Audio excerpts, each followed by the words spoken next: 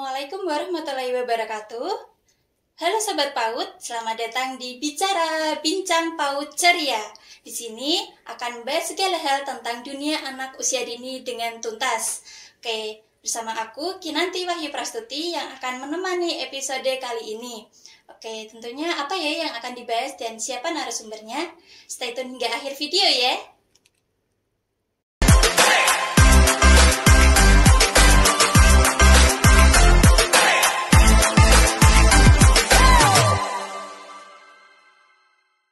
Oke, Sobat PAUD, gak kerasa ya kita udah di minggu akhir bulan Ramadan. Gimana nih sama puasa kalian? Semoga tetap lancar dan semangat ya. Oke, kali ini Kinan gak sendirian. Kinan bersama narasumber kita yang top markotop. Oke, kita sambut ini dia Ibu Diana SPD MPD. Selamat datang Ibu. Selamat datang Mbak Kinan, terima kasih. Baik ya Bu kabarnya? Alhamdulillah. Oke, Bu Diana, kali ini kita akan membahas tentang gimana sih pembiasaan puasa pada anak usia dini.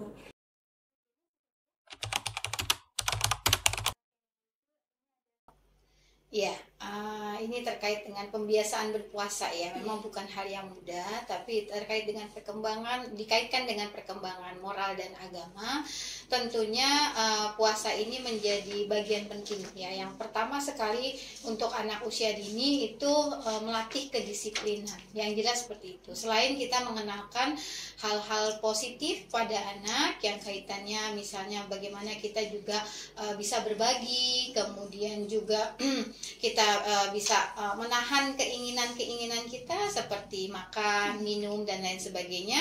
Tapi yang terpenting, yang mendasari adalah kedisiplinan terlebih dahulu ya. Bagaimana mengatur yang awalnya mereka misalnya sarapan pagi gitu ya, kemudian dijeda lebih mundur, kemudian nanti ada berbuka dan lain sebagainya ya. Ibaratnya menahan hal-hal yang menjadi keinginan pembiasaan dari diri mereka.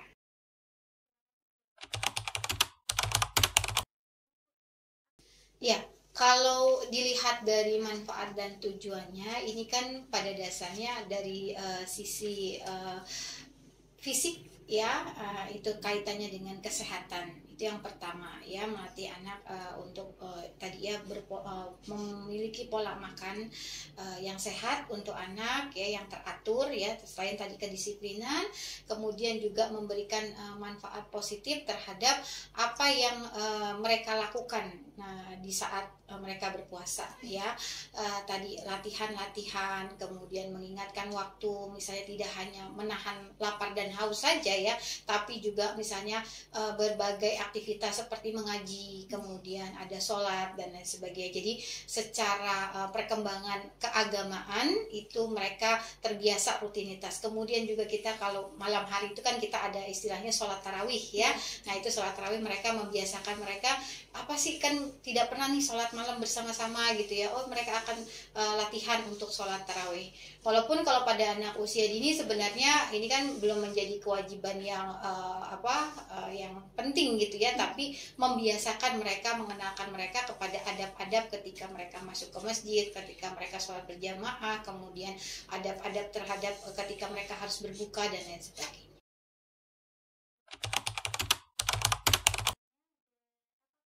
Iya.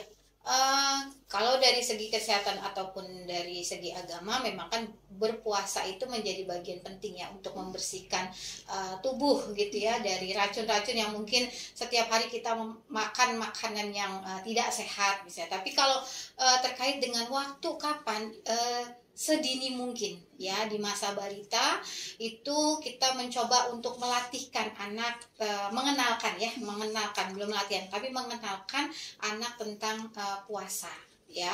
Nah di sini kalau usia mereka sebelum balik itu mereka kita perkenalkan. Ketika sudah balik itu mereka ibaratnya mengenalkan dan belajar. Tapi kalau sudah balik berarti kan mereka sudah menetap gitu ya, sudah menjadi kewajiban. Nah ketika mengenalkan dan mengajarkan ini sedini mungkin di usia balita ya. Kadang kan kalau misalnya kita aktivitas-aktivitas di bulan Ramadan itu kan berubah. Saya rasa anak-anak juga punya feeling ada perubahan ketika orang tuanya di samping kanan kiri tidak ada, dia akan mencari sedang apa dan lain sebagainya. Nah, itu menjadi bagian penting ya. Ya, usia balita 3 tahun mereka bisa kita bangunkan, aktivitas membangunkan mereka hanya sekedar untuk bangun, untuk melihat, kemudian membangunkan mereka ketika misalnya sudah di usia 4 sampai 5 tahun ya, itu sudah pada tahap di mana mereka sudah dikenalkan ya. Mungkin biasanya kalau anak-anak segitu masih ngantuk, ya udah kita gendong gitu kan, kemudian kita coba lihat, walaupun mungkin hanya sekedar minum dan lain sebagainya, tetap kita mengenalkan bahwa ini waktunya sahur gitu ya, kemudian nanti waktunya berbuka dan lain sebagainya. Jadi kalau yang balita itu memperkenalkan dulu ya Bu. Yeah. Oh, jam segini tuh harus bangun sahur meskipun kita berat buat bangun gitu ya. Untuk anak usia dini memang harus dikenalkan dulu, tidak harus puasa tapi mengenalkan dulu ya. Jadi istilahnya gini, kalau istilah belajar itu kan bertahap ya. Jadi pengenalan puasa itu kan bertahap ya. Jadi kalau misalnya salah satu tokoh saya ambil dari kajiannya Ustadz Adi Hidayat gitu kan ya, dia mengatakan ada 4 proses nih di dalam mengenalkan atau mengajarkan anak berpuasa. Yang pertama itu kan dikenalkan secara bertahap. Jadi anak itu tidak perlu berpuasa tapi dikenalkan terlebih dahulu. Nanti lama-kelamaan mereka secara rutin gitu ya. Misalnya mereka sahur, misalnya dari sahur jam 4 kemudian dia sarapan, itu kan ada jeda. Itu udah termasuk puasa. Nanti biasanya kalau di sekolah itu kan ada jeda lagi ya. Kalau di beberapa TK-TK itu ketika di bulan Ramadan memang tidak memperkenankan anak-anak membawa bekal misalnya, itu kan latihan. Misalnya dari jam 7.30 sampai jam 10 dia pulang, itu juga sudah puasa. Nanti kalau mereka waktunya lapar makan ya makan silakan gitu. Jadi kita tidak memaksa ya. Kemudian yang kedua itu memberikan penghargaan. Yang tadi kalau dia sudah puasa 4 jam sudah bisa, wah hebat, besok ditambah lagi ya, kan gitu ya, ditambah lagi. Nah, sampai dia bisa masuk ke fullnya ya. Kemudian ini kan kosong nih biasanya katanya. Ada aktivitas yang mereka, aku lapar kan gitu ya. Anak-anak kecil kan biasanya aku haus. Nah, ibaratnya kalau diselimurke ya, dialihkan ya pada hal-hal atau kegiatan-kegiatan yang menyenangkan. Ya, pengalaman saya punya anak itu ketika usia dini, ketika udah masa-masa mau menjelang berbuka, itu rasanya lemes ya, jam 12 dan lain sebagainya. Kita kasih hiburan, kemudian kita kasih kegiatan main, kemudian ya biasanya kalau kita tuh suka keliling jalan-jalan, entah sambil beli takjil dan lain sebagainya ya. Sampai kadang ada kayak pingsan tuh dia tidur ya, akhirnya kita bawa gitu kan di mobil sambil tidur, kemudian kita keliling yang membuat dia hilang fokus untuk ke arah yang pengen buka gitu ya. Kemudian yang terakhir itu baru pemantapan. Dalam arti pemantapan di sini tidak yang serta-merta harus full ya, tetap ada jedanya. Jadi memaknai puasa itu ketika usia sebelum balik itu bisa dikatakan belajar. Jadi belajar menata bahwa paham bahwa puasa itu menjadi bagian dari tadi ya, kewajiban, bagian dari proses detoksifikasi tubuh gitu kan ya. Adapun kewajiban-kewajiban lainnya, tapi ketika sudah balik itu akan berbeda lagi gitu ya. Jadi lebih kita mengenalkan dan mengajarkan pada anak usia dini.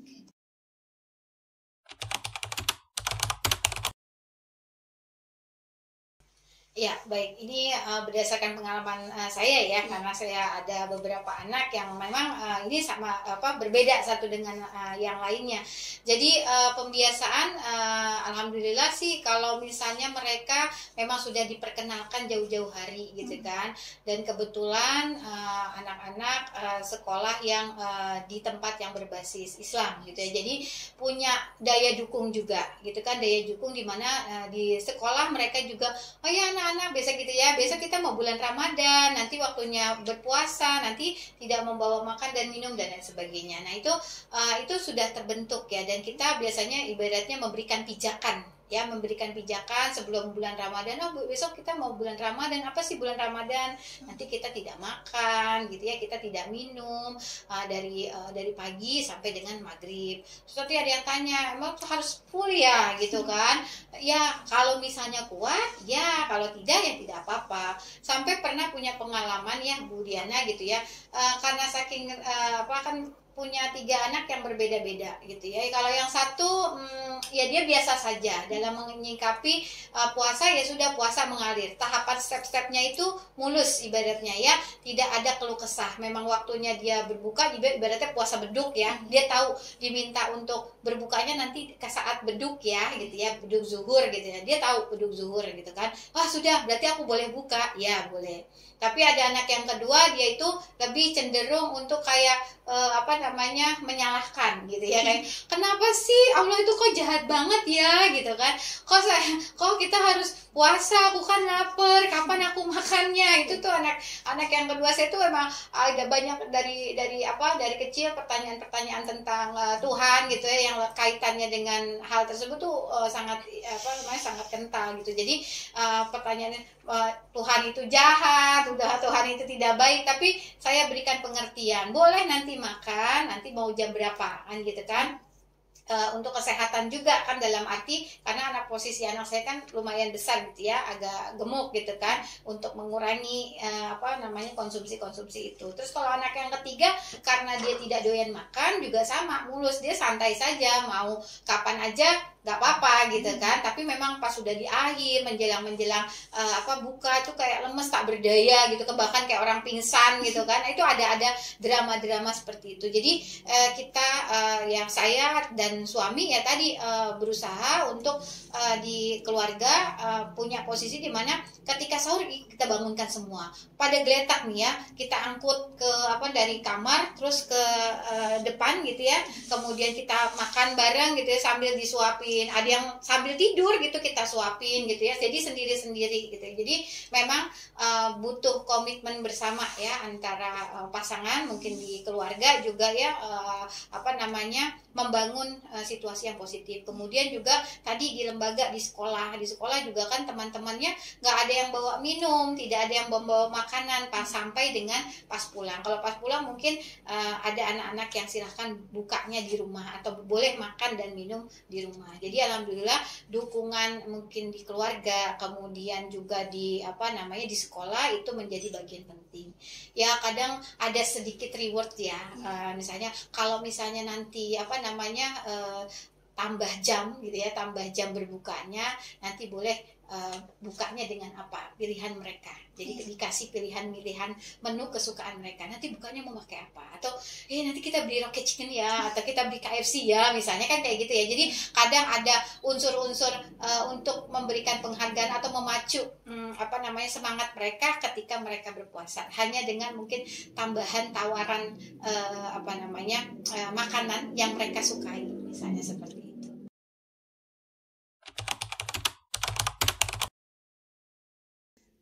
Kalau saya rasa kalau bertanggung jawab, semua bertanggung jawab ya, karena kalau di dalam proses pengasuhan itu kan kita tidak sendiri ya, misalnya hanya ibunya saja atau juga hanya ayahnya saja, tapi sistem di keluarga juga sangat bertanggung jawab, komitmen. Misalnya kita dulu anak-anak saya kecil masih ada pengasuh, ya pengasuhnya juga sama, punya komitmen yang sama kan gitu ya.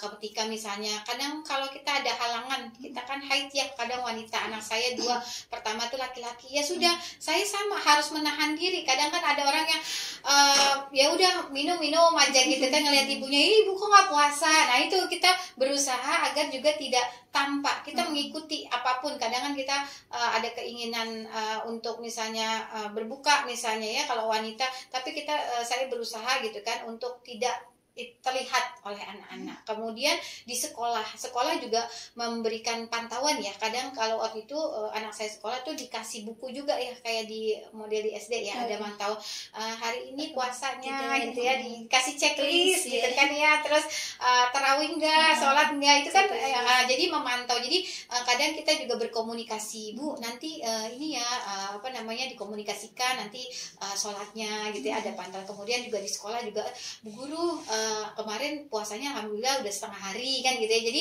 kita melaporkan sehingga anak juga mendapatkan reward juga di sekolah ya. Jadi sebenarnya sih sama-sama ya, di rumah kita semuanya, seluruh sistem di rumah itu kita bertanggung jawab, di sekolah juga mungkin guru ya juga bertanggung jawab untuk memantau itu.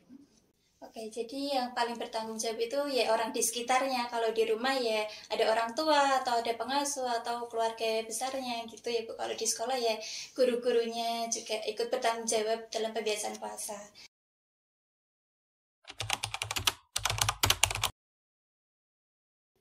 Ya, seharusnya ya, karena kan kalau kita melihat kondisi anak, mereka juga harus belajar. Cuma kan kita disesuaikan dengan tahapannya ya. Ya, secara psikologis tadi ya, mulai usia dini anak itu kan harus diajarkan hal-hal yang positif ya, termasuk juga berpuasa gitu kan.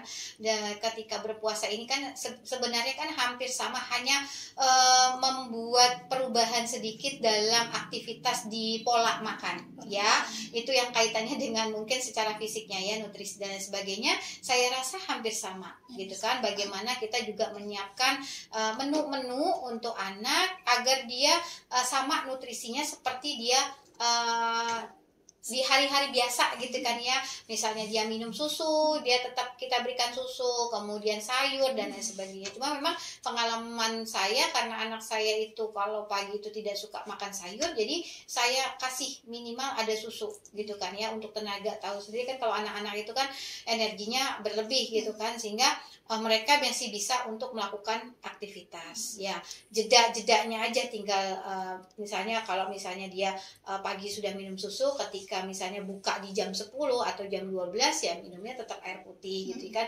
Makanannya juga masih sama seperti yang biasa. Kemudian tetap misalnya berbuka juga kita atur. Kadang kan namanya anak-anak pengen juga ya semua seperti orang dewasa ya, melihat apa aja mau gitu kan. Itu kita batasi juga, mana yang kamu sukai, kemudian pilih salah satu ya.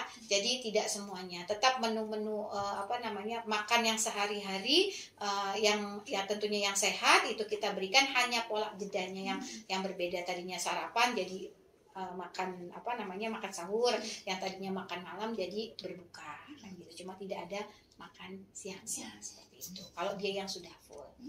Kadang kan namanya puasa ya Bu, terus waktu beli takjil tuh pingin semuanya dibeli ya, gitu ya. Betul. Tapi nanti waktu udah buka malah yang dimakan cuma es-esnya deh, ya, makan makanan yang bergizi, maksudnya yang bernutrisi belum tercukupi, ya, malah udah penuhan es gitu ya Bu ya. Itu juga kurang baik ya Bu. Iya betul, makanya saya juga membiasakan memang dari kecil itu mereka sahur itu hangat dulu gitu ya, berbuka juga yang hangat dulu ya, minimal mereka adem ibaratnya gitu ya, jangan langsung diberikan es. Memang saya tidak mau itu. Nanti kalau misalnya habis sholat isya atau tarawih mereka pulang, baru kita biasanya membuat es gitu ya. Yang lainnya tetap makanannya tidak yang beres terlebih dahulu.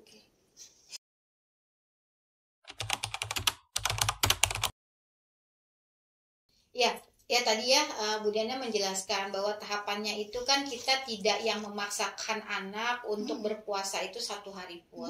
Jadi kalau misalnya dia lapar, aku mau makan, ya kasih makan. Jadi tidak memaksakan gitu ya. Tapi nanti oke, hari ini dia makan misalnya jam 10 gitu ya, dia makan. Terus nanti aku lapar jam 12 mau makan. Ya oke, berarti puasanya alhamdulillah tambah 2 jam lagi ya. Kita ingatkan, oke nanti hari ini puasanya tadi yang pertama 4 jam misalnya, yang kedua 2 jam, berarti sudah 6 jam ya berpuasanya ya. Besok ditambah lagi, insya Allah besok lebih hebat lagi ya. Nanti bukanya misalnya tidak jam 10, besok kita tunggu beduk ya sedikit lagi. Kadang ada anak-anak yang dulu tuh anak saya kalau mau beduk dikit lagi tuh rasanya udah kapan bu beduknya gitu ya. Pokoknya nunggu azan, ibaratnya kan puasa beduk ya istilahnya dulu. Jadi mereka beduk langsung semangat lagi gitu ya. Jadi diberikan bertahap, gak apa-apa kalau misalnya biasanya kalau dulu saya usia 3-4 tahun itu jam 10 ya, jam 10, nanti 5-6 tahunnya naik menjadi jam 12 ya, beduk zuhur ya. Kemudian dicoba lagi sampai yang di terakhir. Jadi rata-rata saya punya anak itu tuntas tuntas untuk puasa 1 hari full, itu di kelas 1 mereka sudah bisa, karena sudah dari awal mereka sudah dilatih gitu ya. Jadi alhamdulillah sampai saat ini mereka sudah bisa melaksanakan kegiatan puasa itu full ya, kecuali yang perempuan sekarang sudah ada menstruasi gitu. Terima kasih banyak Bu Diana atas kesempatannya. Mungkin ada closing statement dari Bu Diana buat teman-teman Sobat PAUD?